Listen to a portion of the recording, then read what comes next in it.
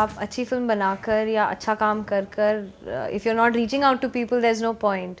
So I think all of you give great support in doing that. तो हमारा भी I think हमारी responsibility बनती है. और एक्चुअली ये थोड़ा सा सेल्फिश हो जाता है हमारे लिए कि हम अपनी फिल्म के लिए ये करते हैं, तो उसमें टायर्ड होना और फिर क्रिप करने का कोई मतलब नहीं बनता. कंपटीशन पहली फिल्म से नहीं है. मैं ये क्लेम करती हूँ, मैं ये बात काफ़ी वक्त से बोल रही हूँ कि हेट स्टोरी 2 एग्जिस्ट ही इसलिए करती है क्योंकि हेट स्टोरी ओरिजिनली जो पहली फिल्म थी वो बहुत सक्सेसफुल फिल्म रह चुकी है. तो टी सीरीज़ हो, पॉली हो, जिन्होंने बहुत बहुत अच्छा काम किया है फिल्म में, उनकी वजह से हेट स्टोरी 2 एग्जिस्ट भी करती है. It's in existence because of them. तो I think it's only fair to say that pressure नहीं है, but it's a good responsibility that let's keep the standard there, you know, let's deliver a good product, let's deliver a good film. अभी तक का जो response मिला है वो बहुत कमाल का मिला है फिल्म को, प्रोमो को, म्यूज़िक को, सॉन्ग्स को. तो उम्मीद करते हैं कि फिल्म को भी ऐसा रिस्पॉन्स मिले.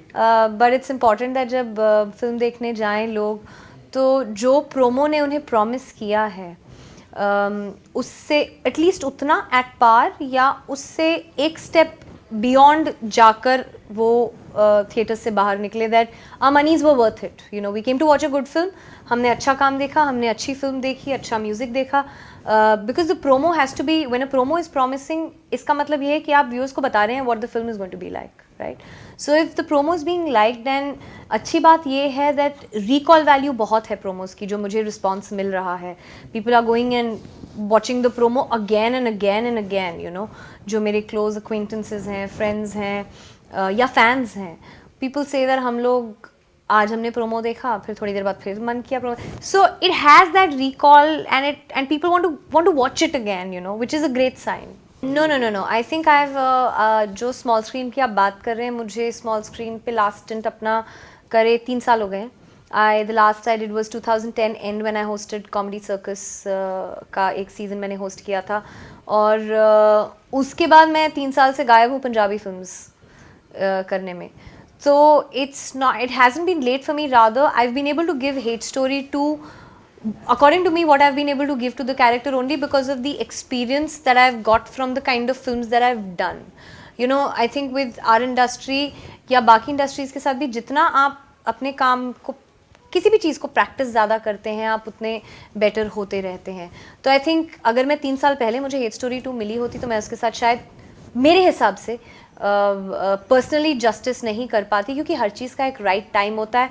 और आप जैसे एज ए ह्यूमन बीइंग या पर्सनली इवॉल्व होते हैं, आपको सामने से उसी लेवल का काम मिलता है. फॉर एग्जांपल, आप 6th स्टैंडर्ड में अगर होंगे तो आपको क्वेश्चन पेपर 8th स्टैंडर्ड का नहीं मिलता, 6th का ही मिलता है. It's my job as an actor to play whatever is been given to me and play whatever I have okayed to play. So initially only when you think of Aaj Phir as a cult song, I think it had even the original song during of that time, it had great amount of sexuality, that song. And it is not a, sexuality is not a taboo that we look at it as, you know. It's a portrayal of love, intimacy and passion. And I have maintained that I think we need not be hypocritical about it. You know, we watch foreign films and then we make such a hoo-ha about a great film and great job and blah blah blah blah blah. And in a film which has a love-making scene or it has some intimacy, we still come back from the theater watching a Hollywood film talking about the content and अरे क्या film थी यार. उस time हम उन scenes को big deal नहीं बनाते हैं. The moment it comes to this, we start making a big deal out of it. So I think it's important that we look at whether it's a foreign film or an Indian film. We look at it, and I think our audiences have become evolved enough to understand. We are the audiences that go and watch those Hollywood films and rave about them. You know, they're being released in India after all. So I think this discomfort का कोई मतलब ही नहीं है. Initial 60 seconds maybe there was nervousness. I was never uncomfortable. I always knew I was never uncomfortable with it. And आपको पता होता है what you're jumping into. I always knew what I was getting into. So with Vishal and Vikram's trust and faith in me, it became only easier for me to pull off, and I'm very comfortable in my own skin. So there was never a question on अरे I'll be inhibited. सिर्फ वो first time आप कोई काम करते हैं तो वो हल्की सी एक nervousness होती है, that's that.